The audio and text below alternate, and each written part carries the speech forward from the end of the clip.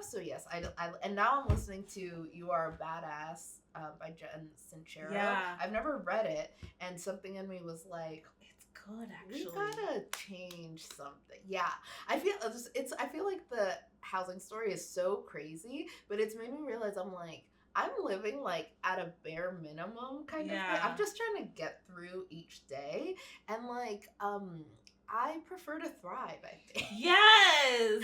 You know? And I think it's been so long since I even felt a drive to thrive. So that's why I started listening to that book. I was like, I need a little mindset adjustment. I do, because I think that like, I don't know, the last 5 years. Yes. The last 5 years have been a lot, and I think I have felt defeated in a lot of ways. And I'm very tenacious and I'm very resilient, but those traits have been tested to their fullest capacity. And then you're like, wait. No. Like, not this. Like, I know I can do it, but like, I don't want to do it. Exactly. So I'm kind of turning over a new leaf of like, okay, my life, I'm very powerful. I'm a very powerful creator, and like my life is mine. Yeah. So like what is present right now is my doing, and which means that like what I want can also be my doing. Yeah. So I don't know. I think I just woke up is what it feels like. Damn. After a really deep slumber. That's what it feels Even like. the way you manifested your apartment. I'm so shook. I was like, yo! I am so... And let me tell you, you know what's so crazy is I saw that another apartment was listed, and in my head I'm like, I'm not moving. I don't have money to move. I don't have a first and last right now. I don't want to fill out an application and get rejected. Denied. Like, I was just like, I don't even know why I'm going. Yeah. But something in me was like, just go see the apartment. If anything, just go say hi to the ladies. Like, because you know them. Yeah. Yes. And 48 hours later, I'm signing a lease. Like, you got a ping. And it was ready. I'm so shook. I'm really very shook. I actually haven't shared with very many people because it just happened so fast. And I'm still in disbelief. Like, even last night, I was like, are we for real? Like, am I doing this? And I have had like a lot of fear come up actually, because I think like something, obviously I'm always complaining about moving here and there. I've moved since October. I've moved 4 times. This October? Yeah. Oh my God. Yeah, it's been really crazy. It's like I had to move out of my long-term sublet early. I ended up staying with a friend. Then I did find my own sublet, but then that sublet came back early. So then I moved to this like friend's house, and now I'm moving. It's just like, and I have complained about it so much, but I realized there's almost like this freedom of like, or like this illusion of choice. Yeah. Like I'm like, well, I can go back to New York anytime, or I can go back to like, it almost, I don't know. I just noticed like now committing to a 1-year lease. Yeah. I'm like, you're here. I'm here. Yeah. You moved to LA officially. Moved to LA. I can fucking get a license. Okay. Right. Like, or I mean, like a utilities. California. Yeah. So I had a deep fear moment last night. And I woke up today and I was still feeling a little shaky, but the more I think about it, the more I'm like, I feel like God just gave me an opportunity. Yeah. And I'm so glad I said yes, and I'm going to figure it out. I feel like you're about to literally get married. I feel like your income's going to quadruple, and you're going to get a dog. Oh, speak it over me. Because literally, like, that's what happens when you, like, create a container for yourself. It fills up.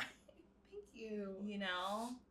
And you've also made so many decisions, because now it's like, I'm going to get sheets, now you're going to paint, now you're going to decorate, now you're going to cook, now you're going to get pots because you got to cook. It's like all these micro decisions that happen. Now you're going to go out, you're going to invite people. So your relationships are going to, like, your friendships are going to get deeper. Like, roots are going to, are going to get rooted. Like, so I have chills. It just feels like really extraordinary, honestly. Yeah. And I have not had a home, like a full-time home, since October of 2020. Yeah. That's when I left my like New York rent-controlled apartment. So it's so crazy, Neysa. I was journaling recently. I just went through a breakup, side note. So it's brought up like so much self-reflection. And I was just journaling like, I will move into my own apartment with my name on the lease by November 1st, 2025. Oh my God. And that my thinking was like, that's my 5-year anniversary of basically being homeless. Right. Like, I am gonna have an apartment. And then it happened 1 week later. Wow. Isn't that insane? That's insane. I'm so shook. Oh my God. I'm so shook. Like, I haven't owned a bed in Right. 5 years. Oh my God, you get to go mattress shopping. Yeah. Life, yeah. Getting a new mattress is like, it is the most fun adult thing to do. I love it. Because then you can admit that you actually like the firmer. Because I used to love a sink-in, and then I grew up and I was like, the firm is really where it's at. Because I wake up feeling better. Yeah. Just physically. I feel that. My friend just sent me a link, and then this guy I used to bang last year, he had a great bed, and I have the link for that bed. So I'm like, we got options. Yeah. This is so cool. Oh my God. I feel so grateful to be here. Yes. I'm so excited you're here. I was like, I don't know if Alionka will do it, but oh my God, I will do it any and every day, please. I'm so glad it worked out timing wise too, because in my head I was like, when are we gonna do it? This was perfect. Yeah, I'm so excited. I'm so excited because I was like, all my episodes have been like a little bit spiritual, and I was like, it's so funny. We're like going right into it because I'm like, yes, this is gonna be the manifestation episode because my whole thing is like, you know how I cook. What is the recipe? I don't know. Couldn't tell you. And I feel like life is like that, where it's like, what's the recipe for living a life as Neysa? And I could not reverse engineer it. And so that's kind of like the premise of the show. And we've been talking about this for like literally since we moved here. We were like, we want to do a cooking show, but I didn't want it to be like a cooking show. Yeah. Because I was like, that's not actually why I'm doing this. It's like, I love the backdrop of food and how it like connects, but I like all the other things. So finally when we started filming, I was like, it's happening, it's coming together, it's being birthed. And now I'm like, yay. And our 5 subscribers on Ginger Carrot's YouTube, and I'm like, listen, this right here, I was like, Nat Geo, my phone is not on D&D. Call me. No, there was one guy, I forget what his name is, but he said he was making videos for YouTube and literally had like 11 viewers ever, like on any given video. And then one of those viewers happened to work for Oprah. I know that story. Okay. I know that story. And now he is like the executive producer of Black Love. Yeah. So I'm like, you know what? Talk your shit. I know. Put it out there. And take it seriously because you never know who's watching. You really never do. Yeah. And we are living, it's so interesting because I feel like during the pandemic, I took this sabbatical and just kind of disappeared from online life. Yeah. And that had its own pros, obviously. But as I like very slowly come back, I'm just like, we live online now. Like I can't, as much as I have this like love-hate relationship with I think even my own nervous system or like my own self-regulating practices when it comes to visibility, the truth of the matter is like we live in a digital world now, and it's not, I don't know, it just makes sense to play the game. Yeah. That is the game. And you can play it however you want. It is a choose your own adventure. I love that. I similarly, you remember, I was like, I'm done. And I deleted my accounts. And I'm actually glad I did that because now building it back up, I'm so intentional. Like now my LinkedIn, I have like 140 followers on LinkedIn. I built that up in like 4 months. That's amazing. And all of it is like in my industry, people that I've either met or like would meet or want to meet. It's not just, I'll add you because I know you. Yeah. Just to get the It's numbers genuine up. Connections. Genuine connections. And many of them reached out to me first. And, you know, when I get 3 likes, I'm like, it's 3 good likes. It's like, I know you read it. Yeah. Like, it just hits so different. And now I'm back and it's so much more intentional. And I'm like making like cooking videos, not to like teach people how to cook, but just to, because I'm like, all you're doing is either watching people cook because it's entertaining, or you are like trying to follow a recipe. And if you're trying to follow a recipe, then it needs to be clear and I don't want to hear your story. But if you're trying to just watch me cook, like you can watch me cook. Totally. And so I just made one the other night, and we were, you know, we had the lights down and like we had our little under lights in the kitchen. And I was like, is this cinematic? Like, it's like cinematic moment. You know? And I was like, I'm just gonna try this, and I left the audio how it was, like whatever we were talking about, whatever was in the background, I just left it. Yeah.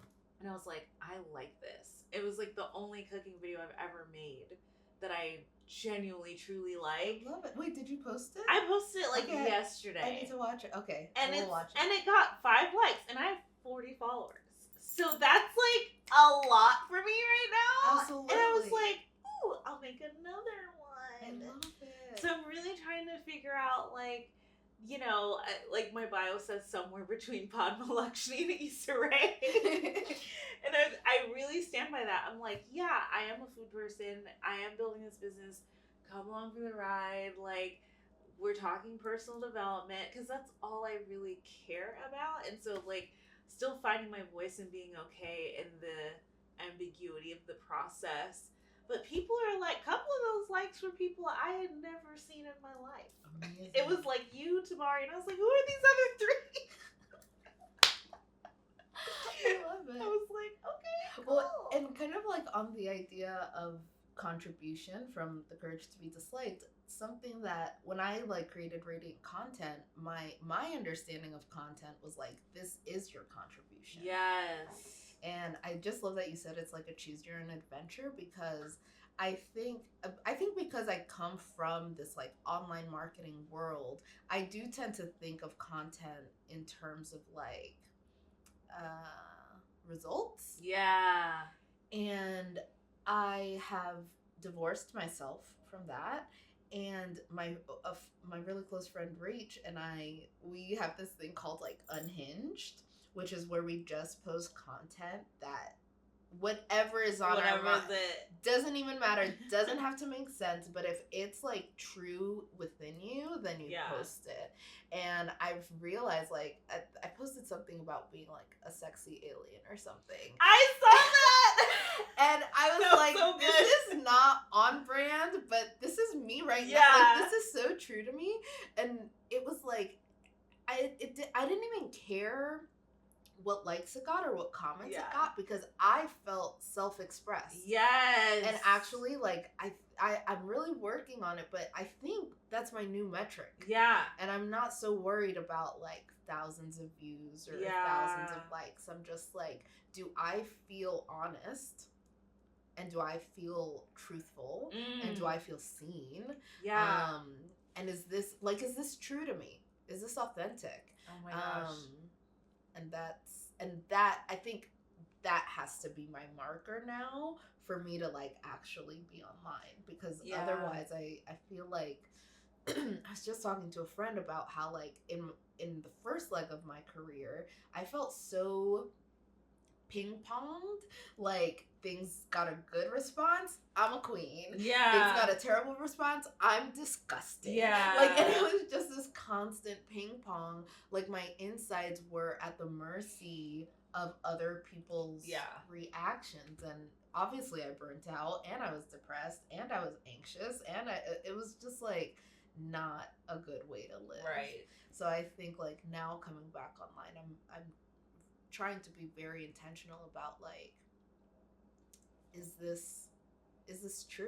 Is this true to me? Is this true for me? Is this how I want to self-express? Oh my gosh. And letting that be enough and not stressing about anything else. Yeah. And it's so crazy because when you do that, the numbers are bigger. Because I remember that alien post, which I was like, yo, she's alive. Look up, are you alive? Like, I think I shared that with Tamari too, and it was so funny. And I remember it got so much engagement. And I had that epiphany when I made that cooking video where I was like, I don't even care what happens because I felt it was so real. And even the caption I said, like what I had for dinner in my regular apartment as a non-influencer. Yes. Okay, I did see it. I loved that. And I was like, this is it. Like, and then if that changes, then I will say what I made for dinner in my luxury apartment as an influencer. I don't care. Like, this is like the premise. And just being honest. I've been being super honest on Threads and telling more stories about just the day-to-day whatever bullshit that's going on in my life. And I realized that if you assign it to a topic, it'll be very visible. And so I've had a couple of posts on Threads go viral recently. And I was so stunned because at first I was responding to Issa Rae's criticisms, which I felt were unfounded. And also, she doesn't care about them. I know that. Like, every interview, she's like, I was like, okay, I'll never worry if Issa Rae is worried about what people are saying. But I commented and I was like, this is interesting because I really follow her career. And I was like, this is really interesting that on the heels of her hitting 15 million in the box office, after she signs partnership with like a sports team, and after she does this deal, like I listed like 4 of her biggest, most recent like wins. I was like, interesting that now she's not doing anything for the Black community. Totally. Like, so interesting, you know. And I think I said, if this is triggering for you, you need to look at what's going on inside. Like, what about what she has is something that you really need to get on board with because you obviously want that for yourself. It got like 1,000 likes, a bunch of comments, and it was like fast. Like, I opened my phone again and was like, what are these notifications? Like, who are they talking to? And everyone was like, oh my God, finally someone said it. Because everyone was like, team fuck Issa Rae for a minute. And I was like, absolutely not. Not my best friend. Who do you think you are right now? Like, are you kidding me? Like, what could be more contributing than her creating work that employs so many people of color? And it's good. Because Tyler Perry is doing it terribly. And everyone's like, we love him. He's so kind. And he's not Harvey Weinstein. And he pays us our rate. And I'm like, but the work sucks. Yeah. We deserve good work. And here she is giving us good writing, good cinematography, great music. Telling us Black stories. Telling Black stories that aren't stereotypical. Like, going there. And it's just like, you know, we have her, we have Donald Glover. And Donald Glover is like, I can't read him. You know what I mean? I can't read him. Like, he's kind because I have met him in person and he treats people well in the service industry. So I was like, that says a lot. But like, you know, that's what we have. Yeah. And so I was like, you're not doing. So I just jumped in and I expected a like or two, which is what always happens whenever I'm like on Threads. But that one just took off. And I was like, whoa. And then people followed me after that. Amazing. And then I made another thing and I was on the train. I told a story about being on the train and sitting with my knees open. I saw that one, yeah. That one took off. And this white lady just said the most horrific comment, and she was like, who would want to sit next to you anyway? You're just disgusting and gross. And like, she just said all these hateful things. And I thought it was so funny because I was like, you don't know me well enough to say something to actually hurt my feelings. Yeah.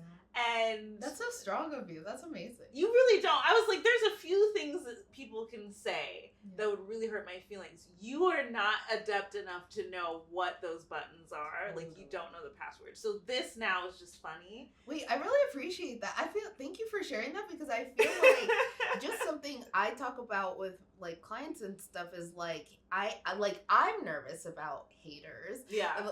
I just think that's such a beautiful mindset to have. Sorry, I'm like, it genuinely doesn't. I totally thought it was funny because I was like, you know, she said no man would want you. It was just so funny. I was like, girl, I'm literally married and like so happy in my relationship, and like I get attention from men all the time, and like that's what this is a complaint about, actually, if you would like read between the lines. And so, and you're like an old crusty whatever, and you're like in the Black women's thread. Like, what are you doing here?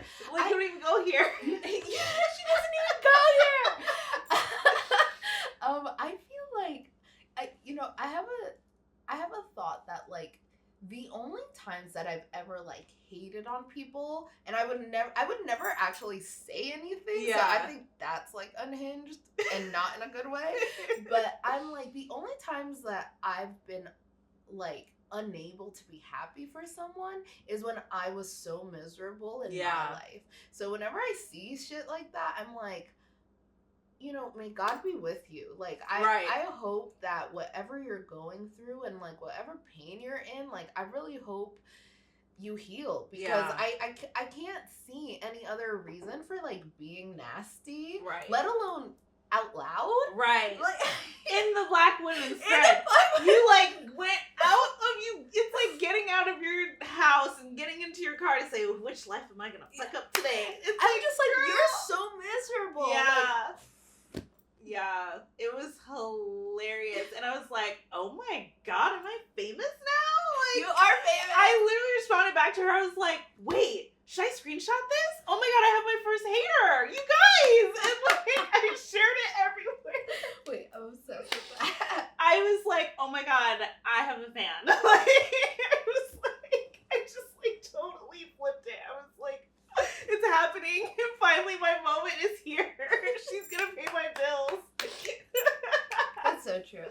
It's when the haters come, it's like, okay, great. Yeah, because like, first of all, and I wouldn't have even seen that comment if one of the other commenters wasn't cussing her out. Amazing. So I saw that comment. I was like, who's she talking to? And I realized who she was talking to. And so a bunch of the commenters like already were just taking care of it for me. And I was like, people will quickly like ban around you when they really believe in what you're saying. And like, so I felt very protected, and I was like, oh my God, like I felt like I was getting like a future cast of what like my fans and followers would be like I wouldn't even have to respond to anything, because they would be like, obviously you don't know who Neysa is because she only talks about spirituality and personal growth, so obviously you're unhealed. And I would just sit there and be like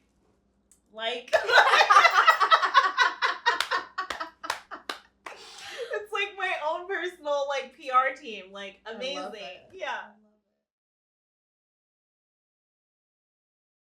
It's just changed so much since like I started my first coaching business in 2014, and I just think like something I'm like still catching up, it feels like, because I think the way I was trained to be online was in one way, but I really do think like right now there is this like really beautiful way that people show up for each other online. Do you know what I mean? And I don't know, that's so beautiful. Like, it makes me excited to be visible. Oh, because I was scared too, because I'm scared of haters, because I am sensitive. Yeah. But I'm like, listen, don't get fucked up. You can hurt my feelings so fast. But it's like, what I've learned is that because I truly, truly understand that we're all just mirrors of each other, and I really believe that. And so I'm like, if you're not bringing up like my mom, if you're not bringing up like, I honestly don't even know what could really, I think it's more of like who it's coming from.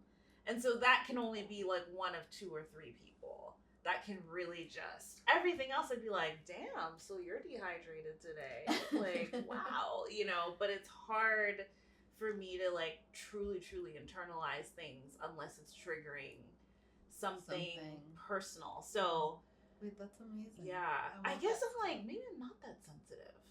I don't know, but I am though. Yeah, in a weird way. I don't know. I'm so impressed. I'm like, okay, great. Please come talk to my group, because I think just the way you hold that is very special. And it's weird because it's like we're living in a time like our ancestors did not have to worry if like Sally in Texas wants to be a bitch today, like so I feel like we are in this just like different kind of situation, but I do think you hold that so beautifully, and I think it needs to be said. because I was not saying anything powerful because I didn't want to ruffle any feathers. And so when I looked at all the other 50 women who saw what I said and also thought, because what ends up happening, this is what I've seen, is that people see criticisms going towards rich people. So then the other rich people that are all around us, they don't talk about it. That's what actually happens. And what I discovered was like, as I was like networking and trying to surround myself, people would come to me and they'd be like, actually, no one knows this, but like, actually, I'm a millionaire and da-da-da-da. And I'm like, why are you like whispering? Gossiping? Like, what's happening? Like, you know, and that people come out to me as like rich all the time, I think. Wow. Or they'll like, I think that's what's happening. It's like they come to me and they're like, well, you know, my 5 properties, da, da, da, da, da. And I'm like, I can sense that you're not talking about this with anyone else. Yeah. And I think it's because they see what's like, they see how angry people are. They're like, well, people can't afford it. So it's like, where do you go to actually have a real conversation about whatever you're working on, whatever you're doing? And, you know, for whatever reason, like, I'm like, that doesn't trigger me. I want that. I want to always be the one with the least amount of money in the room. That is like my goal. That's so gorgeous. You know? And it's also just a fun conversation to have. And it's fun to like workshop and, you know, we're coaches. It's like, we just like. I just want to reflect though. Like, I think that's a very powerful stance to have. Like, I remember I was in a room where I was the only non-homeowner. And I had like 2 frames of thoughts. Like, my first one was like, well, that's cool. That means I'm probably going to be a homeowner soon. Yeah. But then I got home and I'm like, I'm terrible. I'm failing at life. I don't own property in California. Like, it was so like, I don't know. I just want to reflect that. I think you hold that so beautifully too. That like, I always want to be the person with the least amount because that means I have the most to learn. And I love to learn. Yeah. And rich people, in my opinion, if I had to do a broad stroke generalization, they tend to be super kind and generous and open. Mm. They just need to know that you're not being weird. Yeah. And I was talking to someone about this, and she was talking about famous people, and she's like, you can't go into their house and fawn. And I was like, think about that for a minute. Think about your apartment, wherever you live. And what if someone came over and was like, you have a rug? You have art? And really overreacted to that. Like, think about how deeply uncomfortable you'd be. And they were like, damn, you're right. That would be fucking weird. I'd be like, are you homeless? Like, it's like, yes. So now it's just on another level. And so I really like appreciate moments where I get to, especially when I know what things are, that's really exciting. When I'm like, oh, I know what this is, or I know the fridge is hidden, or I know that, like, you know, I know what the mortgage would be on a property like this. Like, those little things, like, make me feel, like, calm in my nervous system so that I'm not, like, fawning. Because I'm like, that's where I want to be. If I'm putting you all the way over here, then that means that gap is far. Yeah. And so I'm like, we're the same. We think the same. We act the same. And I just have a lot to learn, and I love to learn. And so I think that's kind of where it comes from. But I also love finding out that you don't have to be all the way together to have what they have, because they don't have it all the way together. They still worry about the same ghetto ass bullshit that I'm worried about, but they're like a few $1 million ahead. And I'm like, oh, so I don't have to be perfect? Oh my God, tell me more about that. Tell me more. Yeah. Do you know, wait, have you done Money Boot Camp with Denise Thomas ever? No, but I've read her books. There's this one exercise in that program where she has you like look in the mirror exactly as you are today and be like, this is what a millionaire looks like. Yeah. Because so many of us think like it's like far out. Yeah. Or like when I lose weight or when I fix my teeth or when I do this and then and it's like, no, like right now you're capable of being a millionaire. And it's so funny that we're talking about this because I have a friend who recently disclosed that he makes like a lot of money, and it just randomly came up in conversation. But it was like, I remember when I first met him, I would never know. Right. I would never know. Like, he drives a Prius. And I would just never have guessed that he's doing like so well. But it's like, he's just a regular, degular person who happens to be doing really well financially. Yeah. And that was like a good lesson for me that like, I don't know. Sometimes I think I used to have this thought like, oh, when I'm rich, I'm gonna do this, and I'm gonna be this way, and I'm gonna da da da. And I'm like, oh, I'm probably just gonna be me. Yeah, you're probably just gonna be the same. Yeah. Yeah. I think that's why I've like started like dressing like my soul self. Yeah. I'm like, this is what I'm gonna look like whether or not I have money. Like this is like that's not gonna be like the shift. I am so glad you said that because I think about that all the time, and I'm like, I would just be more me. Like, I cook a lot. I would just buy better ingredients. Like, it's just those little things. Like, I do want a luxury car because I love luxury cars. Yeah. Wait, what kind of car? I want to get an Audi e-tron. I love it. Okay. Yeah. Yes. Wait, that's so crazy. I was just at a women's circle last night, and someone shared that she had just gotten an Audi. I don't know the style of it, but I feel like that's a sign. Like I feel like that was an expander moment. Yeah. Because now that you just like got an apartment overnight, I feel like it's on, and like I'm just like okay. And it's so I really am shook by the apartment thing. Partially because it's been on my wish list for a long time. Yeah. Like it's not for a lack of trying. Right. And I just had this moment in like the last 2 days where I was like, maybe it's not timing, maybe it's alignment. Mm-hmm. Like and to be honest, I'm not sure. Well, actually, no, I do know it shifted.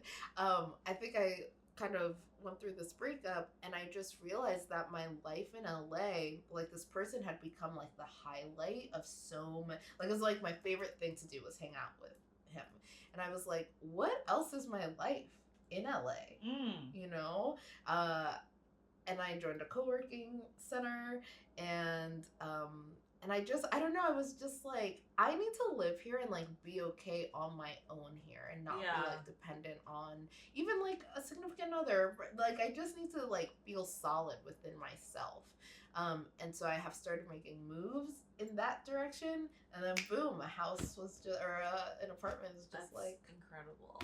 Yeah. I had a really, it's funny, I used to go to the beach every morning before the fires, and after the fires I was like, I don't want to go because the debris was like all around the shore.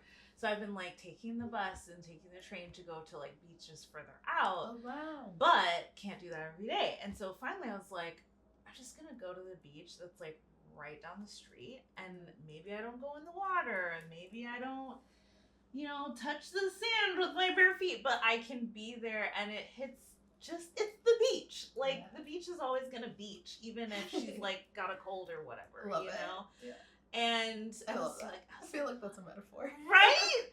And I was like, great, my beach mornings are back. Like, I just woke up this morning, and I walked there, and nobody was there, and I was like, yes. Like, this is it. And the walk is like nice and challenging, and I came back and I felt so like refreshed, and I was like, man, like this is like this connection to the water, this connection to nature, like this is my life. Like I'm married, yes, but it's like a both and like reorienting my day to prioritize like my own needs. Like I woke up and I was like, I downloaded a list of shoulds, and I was like, well, what do I was like, well, what do I want to do is go to the beach. That's what I want to do. And I was like, well, okay, well, let's do that instead of all the other things that you could be doing. Totally. And I'm so glad I did that. And I was like, oh my gosh, like you realize how often you like turn away your own needs and count yourself out. And I had a coaching session yesterday, and I realized, I was like, oh my God, I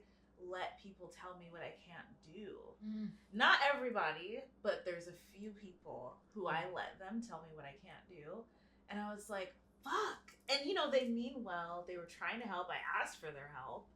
But I was like, but I let them tell me what I can't do. And like, and then you take that on. Then I take it on as the truth, and who knows if it's true? It might not be. I don't think it is. Yeah. And so I was like, fuck, that's not true. I can do that. I'm going to do that. And I just like completely just, and I was like, it's so easy. It's so easy to just like give your power away. Oh, girl. Tell me, I'm having like a very visceral experience of that, of like reclaiming my power now. But yeah, like just how I think when you are a very powerful person, and I think everyone does have power. Yeah. Personal power, you know? And I think like sometimes it almost feels, I wonder if like subconsciously it feels easier to offload that. Yes. Because then I'm not responsible. Yes. Damn, you just said a word. You know? And I feel, I'm just having a moment too, because I'm like, that it's actually a lot easier to not take responsibility for like my life and my results, and because then it can be someone else or something else's fault. It's not my fault. Yeah, I'm just trying to get by. I'm just trying to survive on the eggs. Okay. They're $8. So I'm having a very visceral experience of like reclaiming my power and being comfortable with it, and then like leveraging it. Because I think that's one thing about living in LA. Like, it's so weird because I'm from New York and people think New York is hard. LA is so hard. You think so? Oh, girl. Because I was like, I could never make it in New York. No. LA is softer. That's hilarious. Oh my god. I feel so. Meanwhile, I'm getting plummeted. But well, so in my very humble opinion, New York, you could have $5 to your name and feel like a queen. Yeah.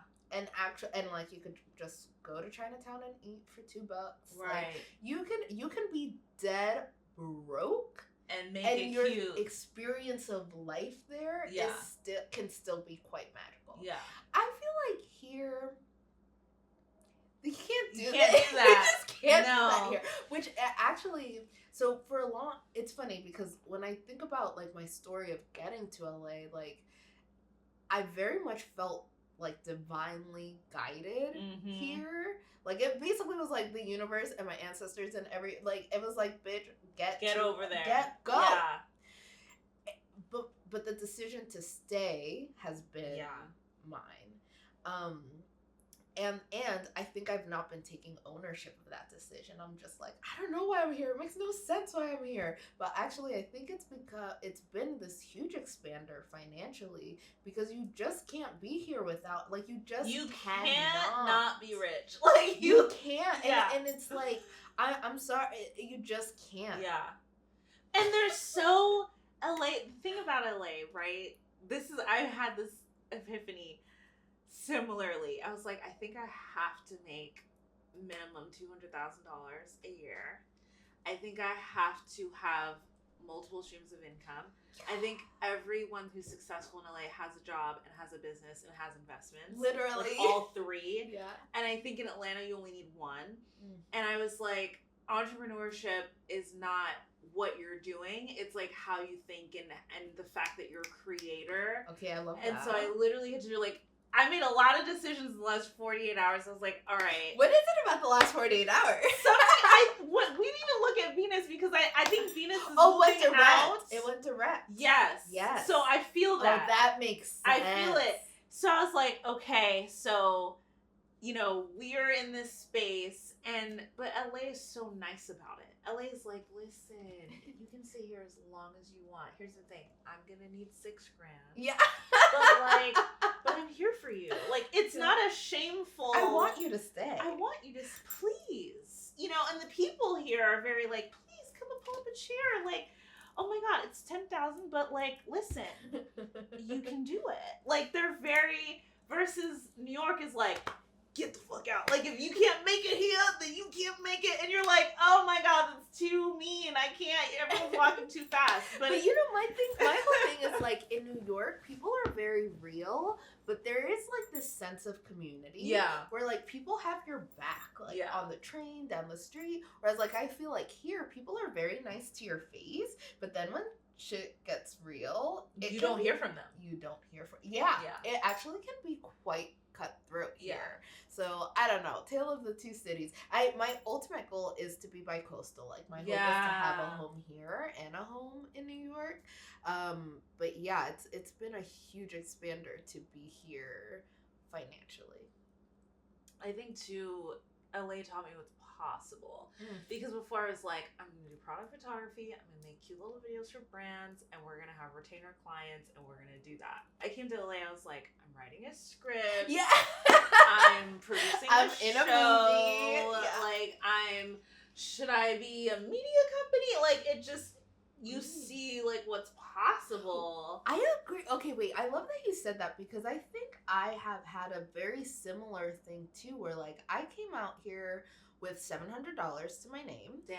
And about a week to make it work. Wow. And I don't.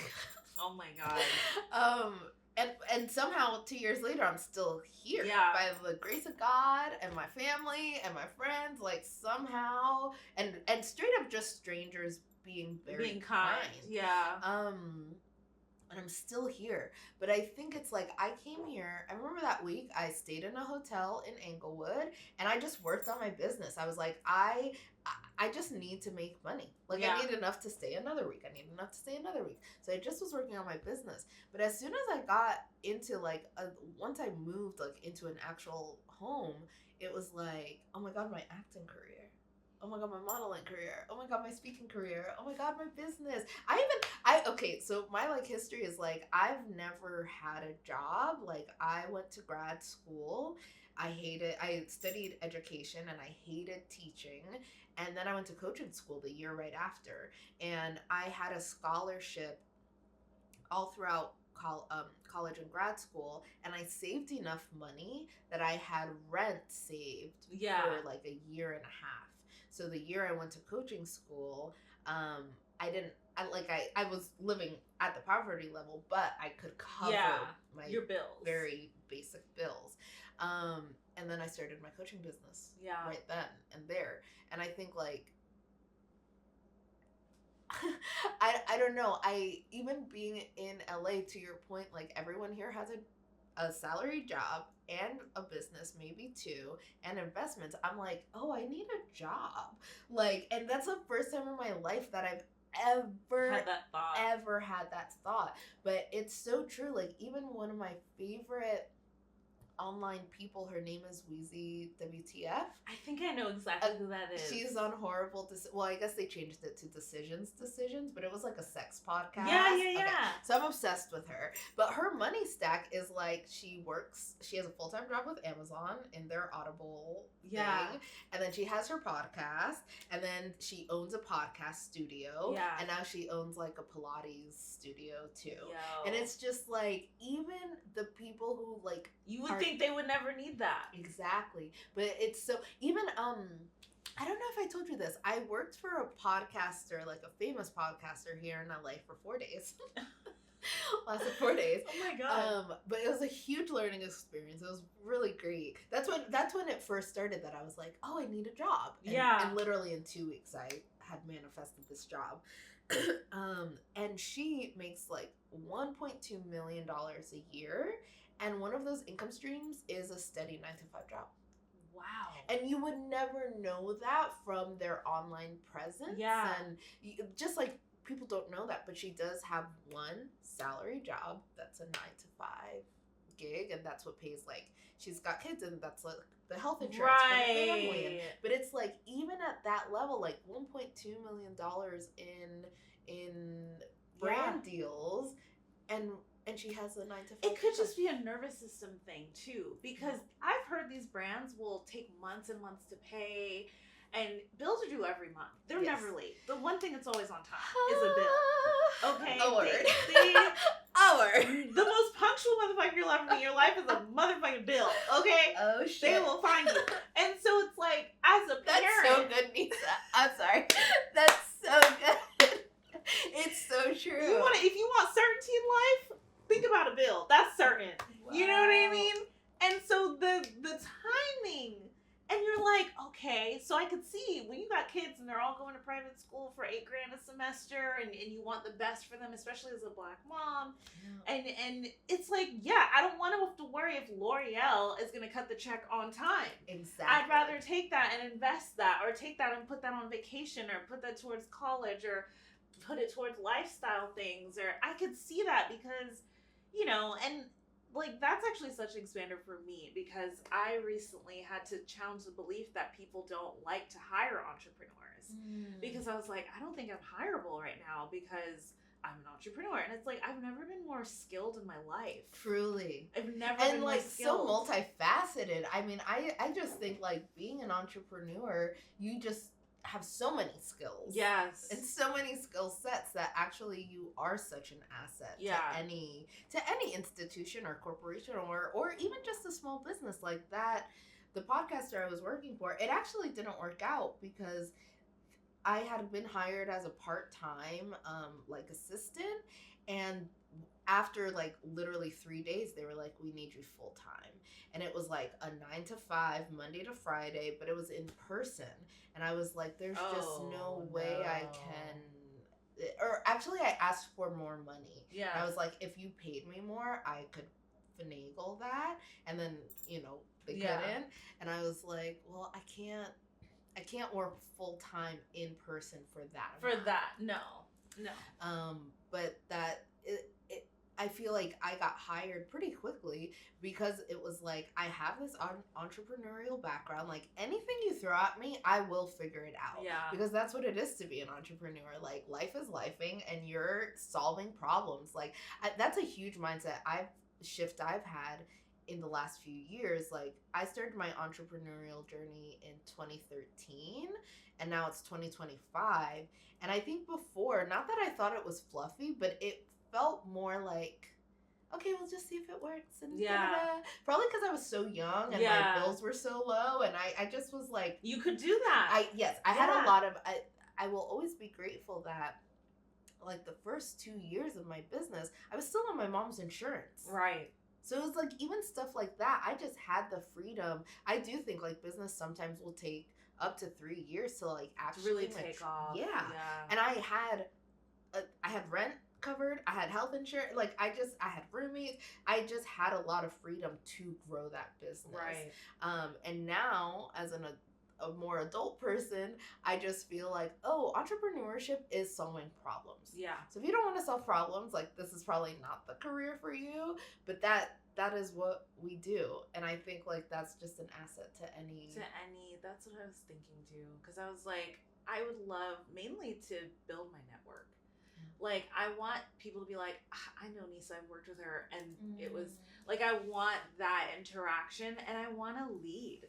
Like, I'm really, really good at it. People like to work for me. Even right now, I have a project that I'm doing totally in my free time, volunteer-wise, and everyone else is volunteering too, and they're showing up on time for meetings, and they're like, I'll be there, I'll do this, and I'm like, I was talking to Jabari the other day, I was like, can't believe people are willing to, like, do anything for me.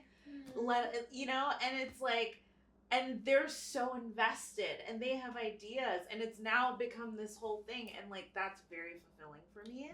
And I was like, I don't think that's normal. I think a lot of people just like to worry about themselves and fix themselves, and I think that goes towards my life vision of being like, what can I contribute? I love money, I love making a lot of money, I love luxury and things like that. But past that, it's like, I don't want to go to space. I don't want my own island. For 11 minutes. I don't want my own island where there's no one there. Like, you know, I don't want like complete and total isolation. Like, I didn't have the Kardashian experience. I just want to feel very, very taken care of and to go out and solve the problems that needs to be solved because I care about them. You know, and they're very solvable. Very. I love that too. Something that's standing out to me from that is just like the theme of collaboration and community. And something I think like, so in the pandemic, I started nomading by myself. So I actually had a lot of solitude, like for 2.5, basically until I got to LA and I started being like, oh, let me try to make some friends. And something I just realized is like, there's so little we can do without each other. And I feel like I have kind of had to grow out of this idea that like, of like, just like hyper individualism. Yes. And just like, even the apartment situation, like I got it. They remembered me from last time. And really my thinking and going was I should say hi to They them. should say hi. So even that was community driven. It really was. And I forget, I think, that miracles happen through people. Yeah. You know? Damn. They do. They always do. That, whether it's money, whether it's love, whatever. It's true. Someone has to say yes. Some miracles happen through people. So it's like when I'm being my little antisocial self, we were cut off from here. Okay? and you know I can self-isolate. I'm really good at that. But I'm just really, and especially if I'm gonna like, I have been on this precipice of like, am I gonna move back to the East Coast or am I gonna stay in LA? And I think if I'm gonna stay, which clearly I signed a lease, so oh my god. But if I'm gonna stay, I have to do it with people. You know, and I think to your point, you do this so beautifully. It's a two-way street. Yeah, it's like it is a collaborative. Like life is a collaborative effort, and I'm just hopping on that bandwagon right now. I'm recently hopping on the bandwagon as well because I learned to be hyper independent because of my childhood. Yeah, I was the don't open the door. You know, just do your homework, and I had to like make my own like after school snack, and like, you know, I'm like, y'all lucky I didn't burn that house down. What is an 8-year-old doing behind the stove? Like, what are we doing? God, is that why you love cooking? Probably. Wow. I will say, I love cooking. I think that's a good question. Why do I love cooking? Like, my whole family is like a cooking family. Like, especially my dad's side. My grandfather, mind you, this is a very patriarchal family. In the toxic sense, but like cooking was never this gendered thing. Wow. And so like my grandfather was big on like, because in Jamaica, like crabs, like they're in the ground, they're not necessarily something you have to go fishing for. So like they would like go like to the fields and like go and grab them. Oh wow. And like do a broil. And so he would like line up the whole kitchen counter with newspapers, cook this elaborate meal, and then pick up the newspaper and not have to clean.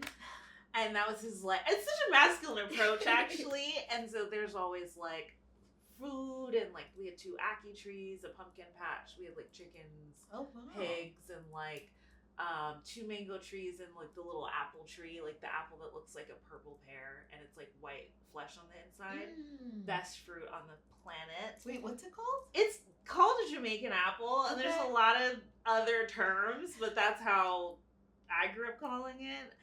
And it's just the juiciest, like, best piece of fruit, very fresh, like, and you can't find it. It's like in the Caribbean, and you can't. I think there's some places in Asia where you can find it too, but you will never find it in the States, like, probably for the best. Like, and you know, we had one of those bushes, and it like bordered our property and our neighbor's property, and so that was like, food was just like, well, duh, like this is survival, this is human, it's like washing your own ass, like it was just like everyone does this.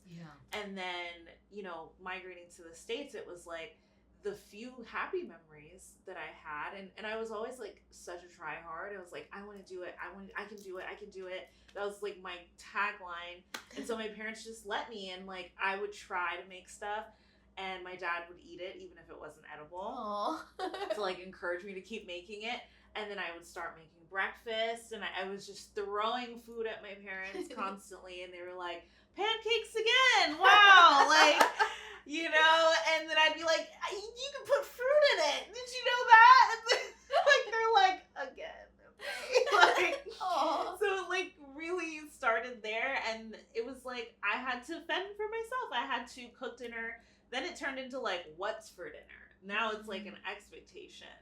And when I moved out pretty early, and food was the only place where I felt abundant, because I was like, oh my God, I can get whatever I want. Like, I can get whatever I want. No one's going to tell me that we're doing chicken and not pork, or we're doing beef and not chicken. Like, I can decide. And that was just such a mind-blowing thing. Wow. So around that time, I started working at a restaurant, and it was a horrible restaurant to work at, but the food was amazing. So I'm learning all this crazy stuff. Like, for a 20-year-old, like, most people don't get exposed to that until, either if you grew up with a family that would eat out, or until you're old enough to eat out like that. So me being like 19 and eating like steak tartare, and all my friends are downing like, you know, pure alcohol. What was that? Absolute vodka. Oh my god! And I'm like, Four Loko. I don't even do that. Like, I just tasted Burgundy for the first time, and like, we're not gonna do that, you know. And so the bouginess was like happening, and I saw solo diners coming in all the time, and I was like, oh, this is a thing people do. They just, and started doing that. As soon as I started making any money, I was like, I want to do that, because I noticed that we didn't have to dance. I'm not a good dancer. We didn't have to stand. I don't like standing for no reason in a loud space where I can't hear myself think. I didn't like club settings. And so restaurants were like the only place that I enjoyed being at outside of like my home and being around my friends. So that was just like, I love that. And like the marriage, you know, it's like, and restaurants are it. But like I had to find where in that ecosystem I really belong, because I was like, waiting tables is not it. Some of y'all don't know how to act. It doesn't pay enough. Like, so it's been a long journey to figure out where in the food ecosystem that I really fit. Yeah. But that's kind of where the obsession came from. I was like, look, I'm not a professional because I don't like criticism. Yeah. I don't want somebody being like, you see, no, I don't, and I don't, that's not why I do it. Yeah. I don't do it just to perfect it. I do it because it's like love and it's fun, but everything else, you know, the storytelling, the content, the like relationships, like everything else, I was like, but this part I do love. And so it just, you know, and then you learn the political side of it and you're like, oh my God, like, and then it's like, there's always something to explore with food. So it's so funny when people are like, why food? Because I don't really care like that. I was like, you do. You do. You just don't you understand. have to eat. Like, I was at this thing last night and someone was like, I just hate that I have to do food every day. And I was like, I feel that, because it's like, I don't know. I have had, it's like, I think you grow up and you're like, my parents did a really good job of feeding us, because there are days that I can't feed myself. Yeah. And not even like money-wise, just like intellectually, like I cannot get it together to put a meal together. And I do think food, like, it is literally sustenance. Yeah. Like, it sustains us. And it's so interesting because I feel like when you first texted me about doing this, I'm in a weird stage where I'm not cooking very much. I will put things together. Right. A charcuterie board and me, best friends, okay? Girl dinner. Like, I can arrange things really well, okay? Me and the toaster oven are having a great time. But I haven't, I don't know if it's specific to LA or more maybe just this chapter of my life, but I feel like I just have so many things to do that I don't always feel that I have the brain space to cook. Like, it's just easier to have something pre-made and know I can put it together in 4 minutes or ordering takeout or whatever.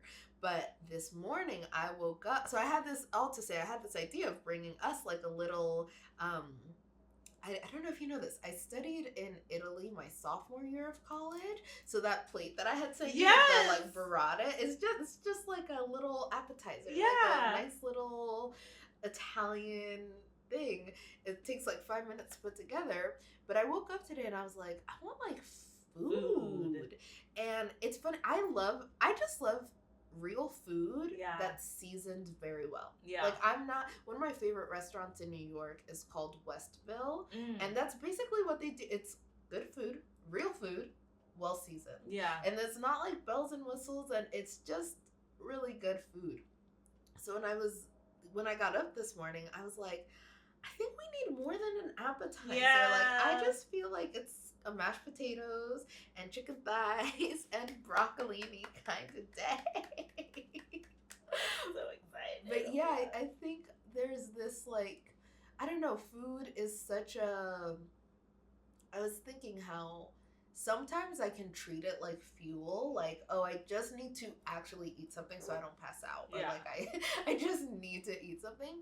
But when I cook like that, I remember like, oh, there's like so much love that I can put in.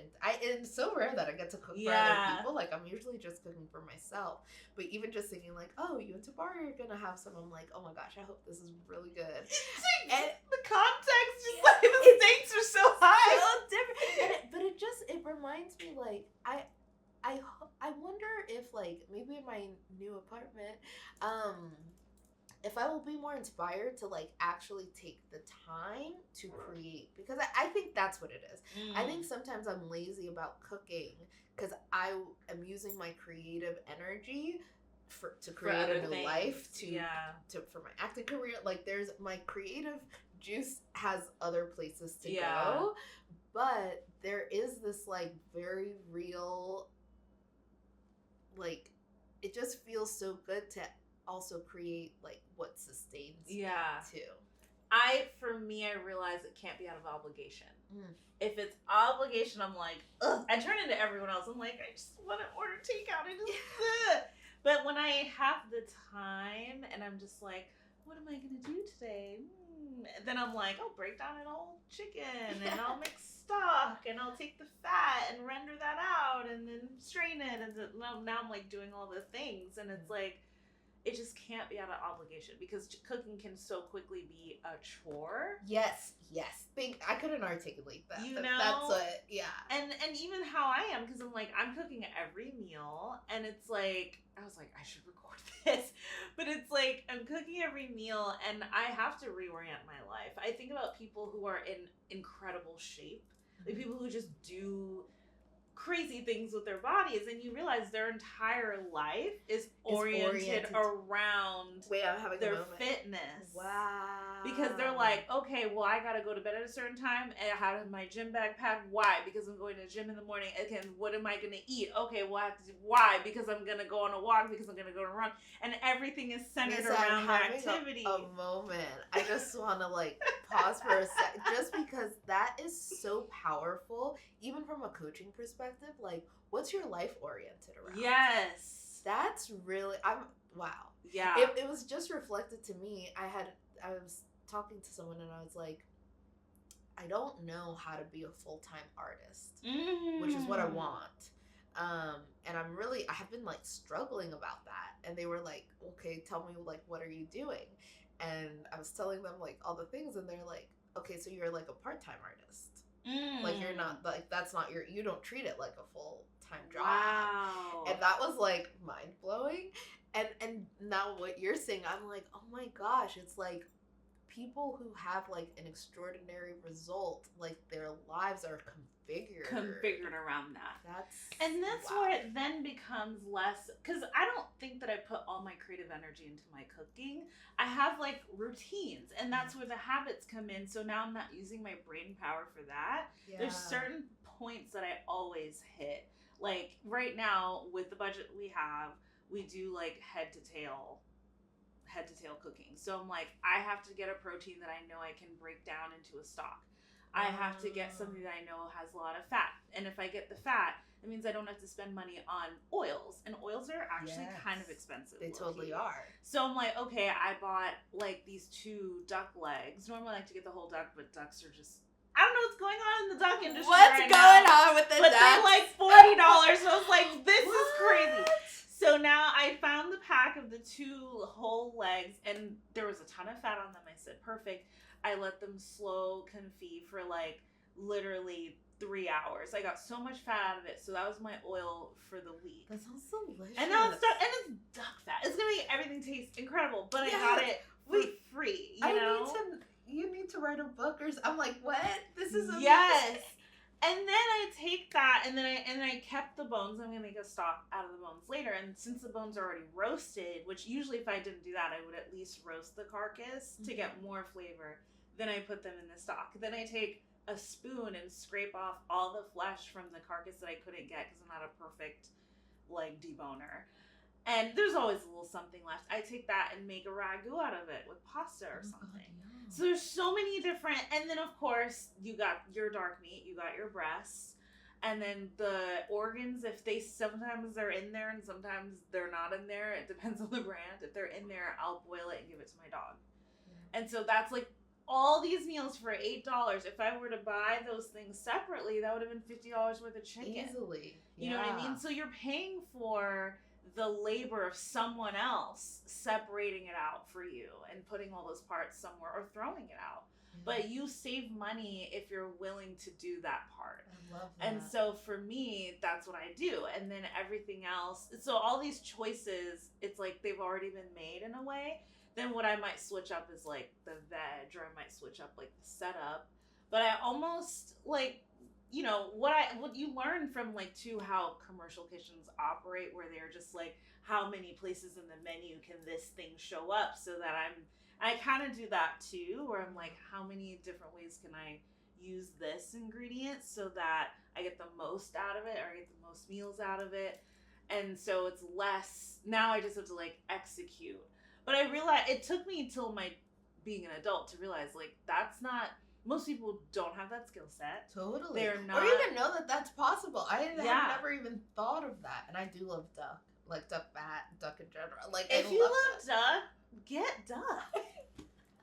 It's available. I've just never even thought, like, that's, you're expanding me, because I've eaten, so I dated a chef in my 20s, like my a long-term relationship, and that was an expander in so many ways, because I was just eating out so often. Like restaurants do this like Monday night thing for like other chefs or like other staff, and so I learned to eat very, very well. So it's like, I know I love duck. Yeah. I love anything cooked in duck fat, but it would never occur to me, Neysa, that I could make that myself. And it's so easy. Wow. Yeah. Okay. And it's like, I'm like, you're coming over, and I was like, duck. I'm coming over. You're like, I don't know if I'm going to cook in my kitchen. I was like, I'll be cooking in your kitchen. Is actually what's going to be happening. Yeah. Because like, it's, oh my gosh, we're going to go to 99 Ranch Market. Oh my god, okay, I know exactly what you're talking about. Yes. And because they have the greens. Like, they have, like, other things that Whole Foods is not selling. Yeah. You know what I mean? They have other things. That's a really good point. Thank you for that, because I'm such a Trader Joe's girl. Same. And sometimes I actually think it's for my nervous system. Like, I saw a TikTok that was like, Trader Joe's is very easy because there's so few options that you just know what you're gonna get. Yeah. But I do think, I'm like, every time I walk past, even like an Asian supermarket, or I live on the east side, which has a very strong Latino presence, which I love. So I'll walk by like a Spanish market, and I'm like, I bet the butcher there is like killing it, and I'm over here buying like $12 organic whatever. I'm like, I should check out the butcher. Yeah, I love grocery shopping. I do, because it's, for me, it's not, I gotta go grocery shopping. For me, it's like, we're going out. Like, I treat it like that. Like, sometimes I love that outfit. I'm putting on an outfit. You know what I mean? I'm like really excited to go. It's like I get ready. Like, it's an adventure for me. Like, even when I'm super on a budget and I like don't rush, I like take. Sometimes that frustrates my husband, but he'll be like, okay, I'm ready to go. And I'm like, but we're going to look at everything on the way. And like, cause I just love the choices, and I love that. You know, I don't know what it is. I think it's just I think it's the autonomy. I have a question. Yeah. Do you have a philosophy about feeding yourself? Ooh. Do I have a philosophy? I'm sure I do, but the question is, how can I articulate it?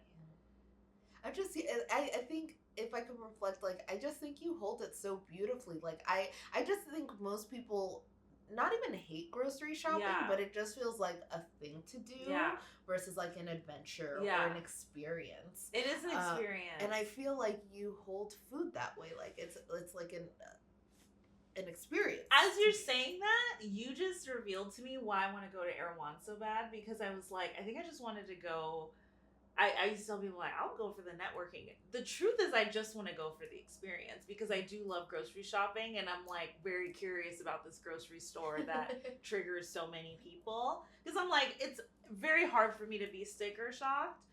And, you know, if it's not for you, it's not for you. If you can't afford it, you can't afford it. It's fine. Erewhon isn't popping up in the hood. Like, let rich people do what they want to do with their time. Wait, have like, you not been to Erewhon? No. Girl, let's I know. go. I want to go because it's like, I just want to see what the lighting is like. And I don't know why. So what is my philosophy on feeding myself? Honestly, I think a girl who feeds herself is an empowered woman. And I feel empowered when I like cook for myself. And I cook for myself like I'm trying to impress myself. And I think I am because I do get palate fatigue really badly, which is why meal prep doesn't work for me because I can't do the same thing over and over. And sometimes I'm annoyed. I'm like, why can't you just be a regular bitch? Like, we have stuff to do. Why can't you be a regular bitch? But we're here, and I just see it as an act of love. It started as an act of survival, but it ended up being an act of like love and luxury. Actually, I finally finished Culinary Class Wars, which is my new favorite cooking show on Netflix. Okay, wait, what's it called? Culinary Class Wars. I haven't watched it. It's Korean as fuck. And it's so funny because, like, most of them can speak English, and they have to switch to English every now and again because one of the chefs is Korean American and, like, can speak Korean, but, like, he's a little slower at it. And funny enough, like, they were like, make a dish and tell a story, da-da-da. It was, like, one of the challenges, and this one chef, she was older because there were some OGs in there. They were, like, in their 70s, like, kind of grandma aunties that are there. And she said, my family had a business, the business went under, and we struggled, and it was such a big shift, and we had these noodles, and we started cooking these noodles, and I used to hate them, and my parents made me work in the little shop that we had out front, and all we had to sell were these noodles. And I started working the business, and we grew that little noodle shop to what is now, because everyone that was on the show was like a famous chef in Korea. Very cool. And so it was the up and coming famous chefs versus like chefs that have been famous for like 20, 30 years. So that was the class war of like, is it going to be a young gun or is it going to be like this OG that's been in the game forever? And which I love that fucking premise. And I was like, oh my God. And she was like, what started out as this thing that I used to hate ended up being the reason behind my success today. And now I love these fucking noodles. So you're going to eat them now. Everybody was like doing the double doodle thing. I'm looking at her skin like, how is she that glowy? Like, what are those noodles? And it was just so wild, like, to see. I was like, damn. And to see those old pictures from like the 70s and the 80s and like China, and watching her evolve into now where she is today. And I'm like, damn, like something that you can just resent can turn out to be like the thing that you really love. Or something that you did out of survival can turn out to be something that you do for joy because your relationship with it is totally shifted. And so I loved that message. Yeah. That's so powerful. The reframe is so powerful. Yes. Okay, so I'm super excited to tell me about the food you brought. Oh my gosh. Okay. I brought I'm really excited. So I feel like I love real food that's seasoned very well. And that's kind of my thing with food. Like, not that I'm against processed food. Obviously, I love everything at Trader Joe's. But I think when I eat, I don't know, there's so much, I don't even know that we have time to get into it, but there's so much around, like, for me, diet culture. And, like, yes. I was put on a diet when I was 8 years old. Like, I've just been, my whole life, I've just been plus size. And so food was always so restricted. Yeah. For me. And I think when I was an adult I even gave myself permission to eat whatever I wanted, and like to be able to make the decision for myself, like, okay, maybe 6 Pop-Tarts is not the way to go, you know, but like to be able to make my own decisions around food. I realize I do like clean eating. Like, I'm mostly dairy free, I'm mostly gluten free, not like strictly, and not because but because these other options are kind of calling a little more. I just like it. So I made mashed potatoes, which mashed potatoes are like I make the mashed potatoes for my family at Thanksgiving. Like, it's probably one of my favorite foods. Wow. Because I love comfort food, and there's just something. It's so simple to make. I don't even use milk in mine. I'm so curious to see what you'll think. I know whenever I say I don't use milk. Do you use the water from the potatoes? Yes. And I season the water with chicken bouillon. Yes. And then I use Kerrygold butter. You don't even need the milk. And you don't even need milk. You don't. Okay. Oh my God. So I made some mashed potatoes, and then there is this. So I love chicken thighs. Yeah. I actually am like very opposed to chicken breast. I only eat chicken thighs. I am on that team, but I'm recently reframing my relationship with chicken breast. Okay, what are you? It just has to be super juicy. I have to get the skin super crispy and season the fuck out of it. But I've recently been, and I'm learning how to tell when meat is done by touching it. Ooh. Which is like so handy, because you could just be like, no, it's not ready. Okay. And that's been a thing. So now I'm like, well, if it's going to be this juicy and flavorful, I actually like it. Okay, I feel that. I like chicken breast. I will make like shredded chicken breast. Yes. Like in a slow cooker kind of way with some like salsa verde. That's how I like chicken breast. But for like stovetop, I am chicken thigh. Only. Literally only. I feel that. But this recipe, I probably found a recipe years ago, and now it's just how I like to make them. But it's honey, sesame oil, soy sauce, and garlic. Ooh. And it's just so, I guess that's my like thing with this food. I think when I do take the time to cook for myself, I want to feel like hugged by my food.